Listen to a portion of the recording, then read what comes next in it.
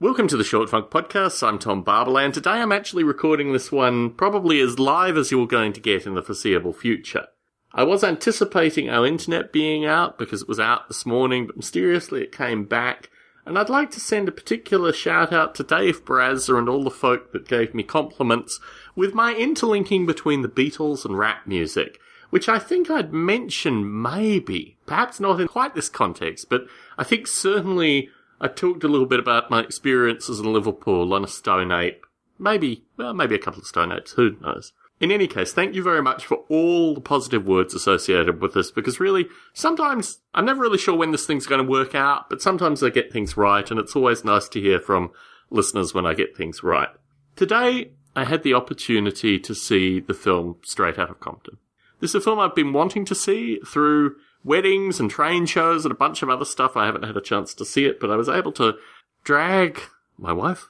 I'm allowed to perhaps mention her in this recording. In any case, we went to see Straight Outta Compton, and then somewhat as a reward for seeing Straight Outta Compton, we went and saw the new Mission Impossible movie. I'm not going to say anything about that film, but if you are taken to the Mission Impossible movie, perhaps by a spouse, brace yourself. That's all I have to say. Straight Outta Compton, and the lead up to the release of Straight Outta Compton, gave me a lot of really interesting watching. In fact, I've probably watched about 3 hours worth of video from a fellow called Vlad TV. Sometimes I have time for, sometimes I don't have time for his stuff. I don't think I'm subscribed to him on YouTube, but I think I've watched a sufficient number of his videos that YouTube provides me his videos when they are on topics that might be interesting to me. The characters, or the people actually, that he was able to interview were DJ Yella, who was one of the DJs, probably the more behind-the-scenes DJ, as well as Dr. Dre for NWA. Michelet, who was Dr. Dre's kind of long-term fiancé. Dre is the father of one of her children. And also a gentleman by the name of Lonzo Williams, who features relatively briefly in the film, but he was the guy who brought Dre and Yella together for the World Class Wrecking Crew, which wasn't really touched on at all in the film. There were lots of things that weren't really touched on in the film.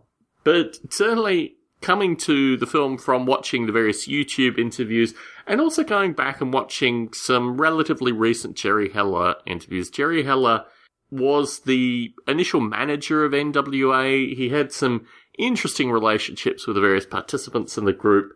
But just to kind of familiarize myself with him again, the Yella stuff was absolutely fascinating. Michelet is an interesting character as well. She has an extremely high-pitched accent, almost kind of Muppet-esque. It's quite curious that an adult would have that kind of accent. And Lonzo Williams is he's a unique character. He has to be watched. So I would certainly recommend the Vlad TV treatment of these folk. And also they interview a bunch of folks that were part of Death Row Records as well, including Cole 187, who's quite an interesting character too. My anticipation towards this film was based in part on knowing what wasn't going to be in the film, because a lot of the stuff that these folks were interviewed about was clear didn't make it into the film, but just absolutely fascinating tapestry. The film is relatively familiar to me. I mean, I knew so much about NWA as a kind of avid listener in my early teens, reading magazines, reading interviews, and just getting a sense of what was going on associated with them as a group leading up to the death of Eazy-E, that I was wondering what I would actually take from this film. I was almost skeptical going into it because I knew, characters like Michelet, who really were important characters, were not represented in the film, in large part because they were part of a kind of domestic violence against women narrative that one of the executive producers, Dr. Dre, didn't want to include. And there were actually, interestingly enough, in the shorts for the film, there were scenes that weren't included in the final film, which is pretty standard.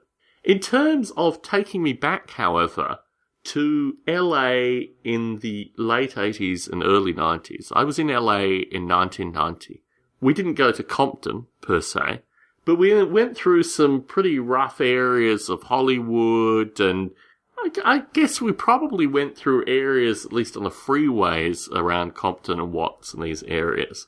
But my recollection, particularly because I lived in an area that was relatively affluent, but went to a school where they bussed kids in, was I could understand the whole kind of bust-in mentality, and this was also at a period just before Rodney King, where street gangs had kind of grown in LA in terms of number, in terms of violent attacks, and the ability to hear, guns firing was still a thing in Westwood, which is where I live with my father and stepmother. So to go into the film and to get a sense of how are these actors going to portray these characters, particularly because initially coming to seeing who was in the film, most of the actors really didn't look like the people that they were playing. Made me think, this could be really cheesy, this could be a bad experience, but I was stunned at how well it was put together. It was really a very thoughtful piece associated with the various participants. That was summarized. There was a bunch of stuff which didn't happen. There was a bunch of stuff which was kind of combined together. There was a kind of emotional crescendo, which obviously had to be in the film in some regard. And ultimately, I think the depth of Jerry Heller as a person wasn't really addressed properly. But aside from that, as much as a film can convey, my wife was really thrilled with it. And I was worried that she would just think it was a bit of a cliche. But she really enjoyed it. And as someone who didn't know much about NWA coming to the film, I gave her a kind of preamble of who some of the characters were as we went, to the cinema. But when she came out of the cinema, she was actually really interested in learning more about the various characters, or the various people, the various participants. And we talked quite a bit before we went and saw Mission Impossible over pizza and salad, associated with the raw energy of these various participants. And this is interesting associated with the discussions of kind of Beatles and rap music, because it was really emphasized in the film associated with the work ethic, the kind of persistence and the insight. My concerns associated with the history were really that it didn't capture the initial meetings, the initial kind of semblance of the group. There was lots of stuff that were not really discussed to any depth. The role of certain characters, Sir Jinx is a relatively important character, particularly for Ice Cube's solo career. And he was there, but he wasn't really there. You'd see the film and you wouldn't really understand his play into it. And the Death Row Records stuff was a little cliched. The thing that I liked was they interpolated the music, in particular the recording and performance of the music, in a slightly subtler way than I would have imagined. And in particular the focus on the Ice Cube track No Vaseline, which at the time, certainly as I listened to it, I first listened to it in my paternal grandfather's house. I was out with him, staying with him for some period, and just found the tape somewhere in some store and picked it up. I really liked Ice Cube's Kill It Will, and I certainly liked The Predator and Lethal Injection. Ice Cube's kind of mid-range work, including Kill It Will, were the things that I owned. But then I went back to the back catalogue. I found America's Most Wanted, which, funnily enough, was released while I was in LA, but I didn't actually pick it up in LA. Kind of filled out the back catalogue associated with Ice Cube. As a faithful representation, one point I wanted to make was the role the wives played.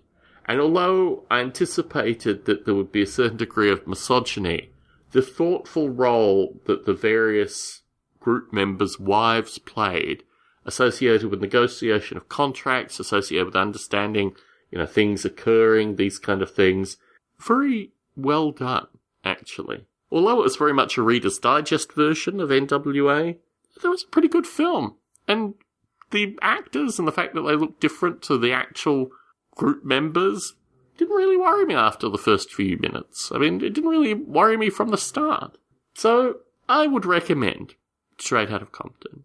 As a lifelong fan, well, at least as a fan of the music, particularly when it first came out, it reminded me of the raw energy and the raw anti-establishment component, which I still have. I'm going to go and meet with the police. I'm organising my Spartan Keys Neighbourhood Action Coalition meeting as the Vice President. The President's going to be away. And I made sure that there would be a police representative there. And my respect and perspective associated with the police is based on action, not based on some social perception of what the police should be.